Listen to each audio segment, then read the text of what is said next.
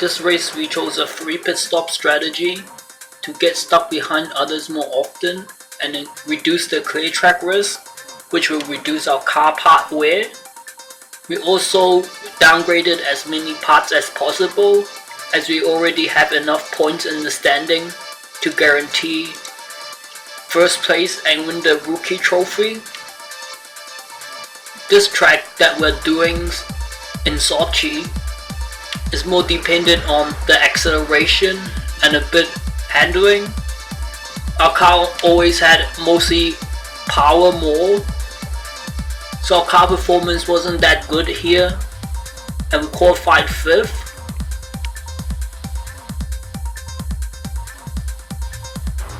We got up to 3rd place on the 9th lap.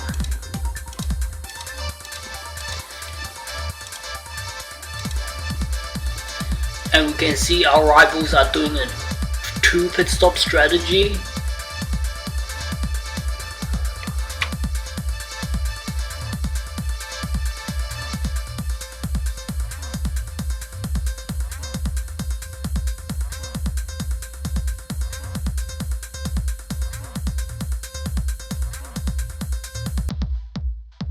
You can see Ethan, who was previously one of our top rivals mid-season. He keeps making mistakes for the past few races and his car isn't that fast anymore. And this race he let his car parts blow up and made him lose a lot of time. Potentially he could have gotten a few points in the standings. You can see at the lap 33 or so he got a technical error and it's basically his race done.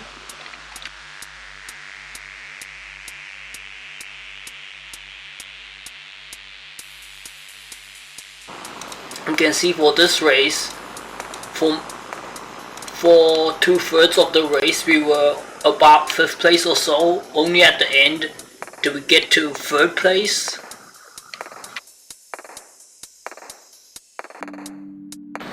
We can see that we didn't get the fastest lap by 0.3 seconds or so, and our rival made the fastest lap doing 1 pit stop less than us. We were about 27 seconds slower than our fastest rival. A part of the reason is because we already won this season and we already been doing eco 3 to 6 races ago to save money, and we stopped training our driver because at that point we already have a huge point lead in the race, and we know that every kg we lose by doing the fitness class we gain about 0.036 seconds per lap, and throughout a race distance we gain about 5 to 10 seconds per every kilogram, and we stopped training our driver for 5 races or more already, and that alone would make up the difference in lap time that we are seeing right now. A reason why we didn't get the fastest lap isn't only because our car isn't that fast for this track, the characteristics doesn't match that well. It's because our wear compensation is still a bit high. If we reduce it a bit, we can make our car become the fastest at mid of the race. Now it's still a bit slow at the start of the race.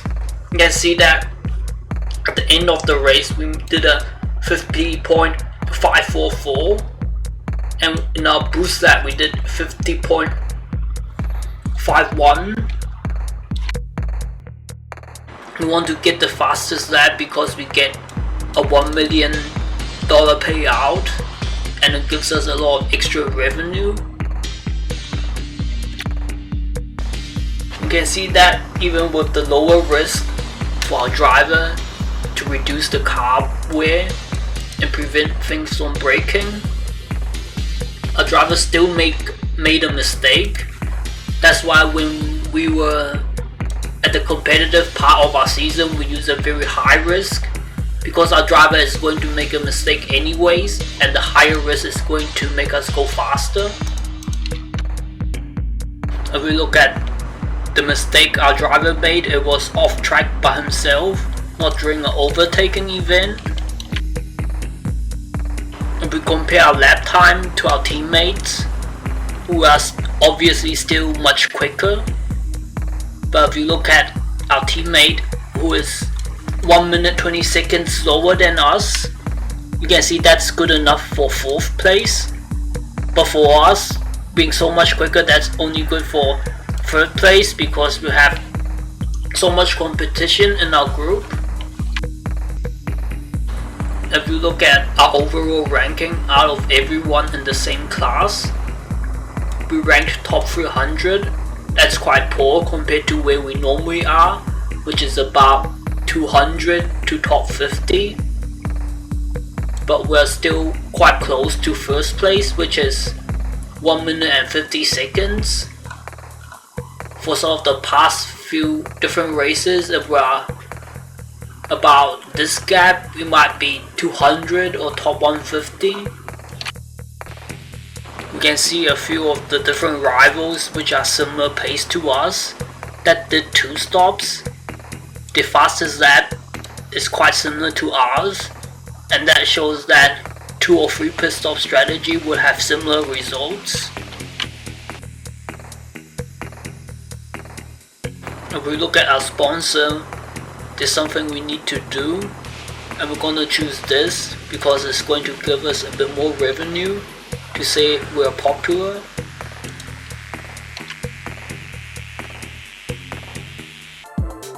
If we look at our car wear, a lot of parts need to be replaced. While we can downgrade many parts, including the suspension, we might lose a lot of lap time and lose a lot of revenue for being slow in the race. So we might replace the suspension instead, since it's quite cheap. If we have a level 5 suspension, it's 21 and 19. And if we downgrade to level 2, we lose about 6 points in handling and 4 points in acceleration. We know the suspension costs about 2.5 million to be replaced, and it lasts about 4 to 6 races. And when we do 2.3 divided by 4 or so, it's about 500k, or very little money. And if we finish slow in the race, we lose a lot of revenue, and easily we'll be able to buy a new suspension from generating more revenue. You can see it with the underbody level 5 compared to level 2, we lose about 2 points in handling and acceleration, so that's very little. We also want to minimize our car wear, so instead of choosing the higher risk, we're going to choose the 28 clear track risk to reduce our wear a bit. And we're going to update the car.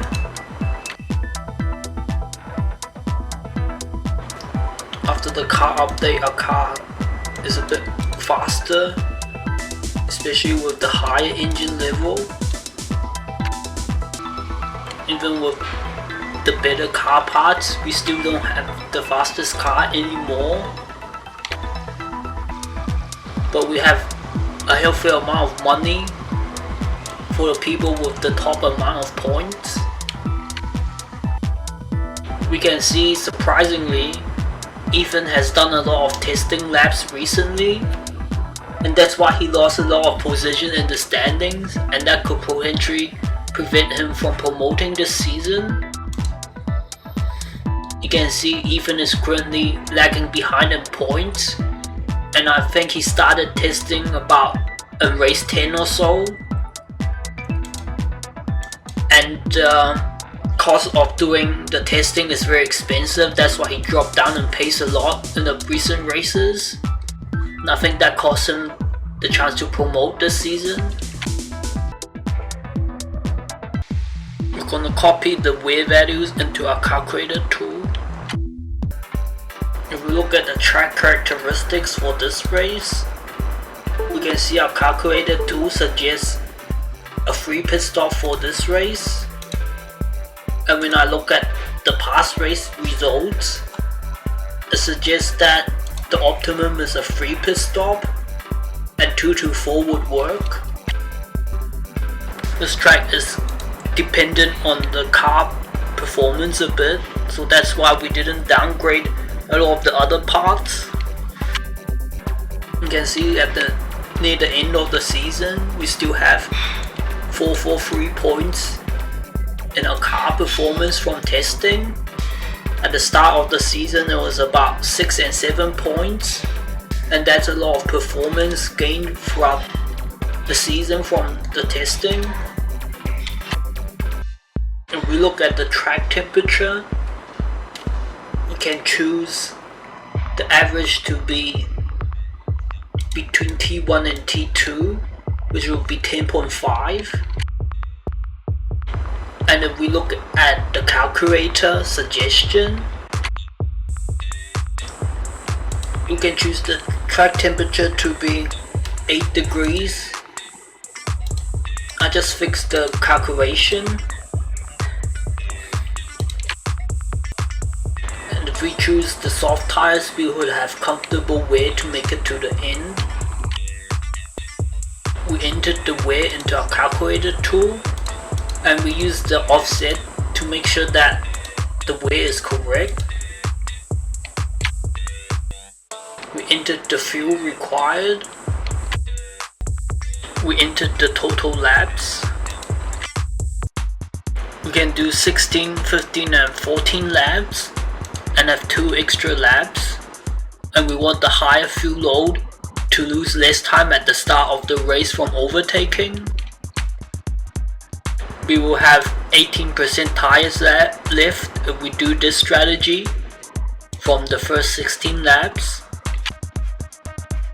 The overtaking is easy on this track, so we shouldn't overdo the high fuel load for the start of the race. If we look at this race that we finished third, we can see our car wear was same as our calculator tool, but our tire wear is a bit lower than what our calculator tool suggested, and it was like this for the past 5 races or so. We didn't look at this data and recalibrate our tool because I can't be bothered to spend the time, and we already guaranteed to have the race win. So by assuming the higher wear, we are being more conservative and it doesn't matter. You can see our lap times for this middle stint is about 111.3. At the very end of the race, even with the higher fuel load, since we still have 16 liters or so, we're already even quicker than the middle stint.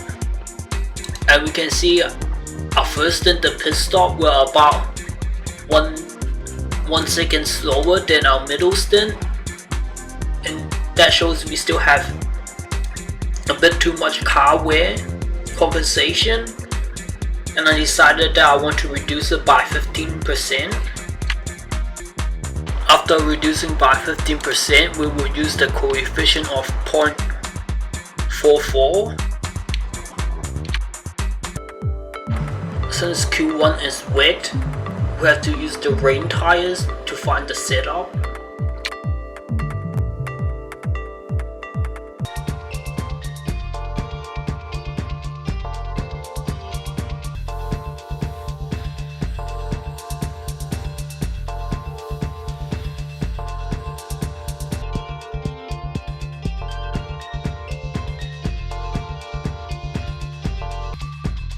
Surprisingly, this stint, we got all of the car parts right next to the change between the happy range, satisfied or not,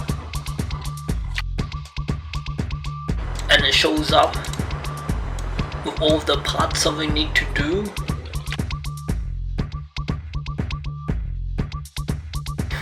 Normally this doesn't happen and we don't see this happen this often.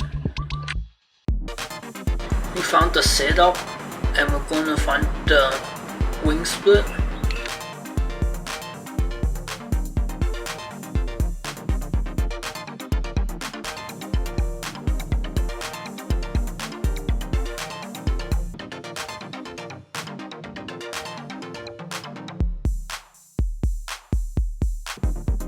We got the fastest lap with this wing split at 7, and then we minus another 75 wing split, and the lap time was relatively similar, so the best lap time is somewhat in between these two.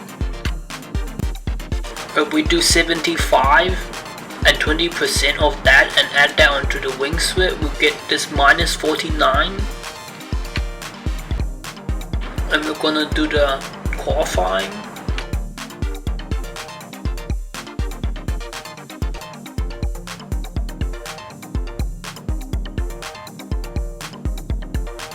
The qualifying time isn't that good for the few recent races. It's about 0.5 to 0.8 seconds slower than the net time. While at the start of the season, sometimes you're 0.2 to 0.5 or so. We entered the fuel and we entered the setup with the conversion from the wet to dry.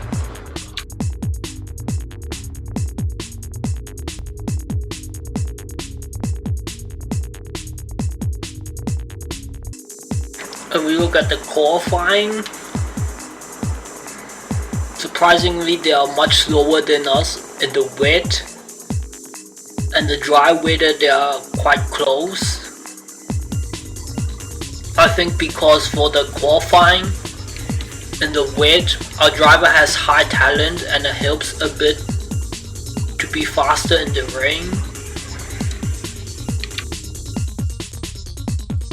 We qualified top 155 out of 1800, and we can see our Q1 was top 133.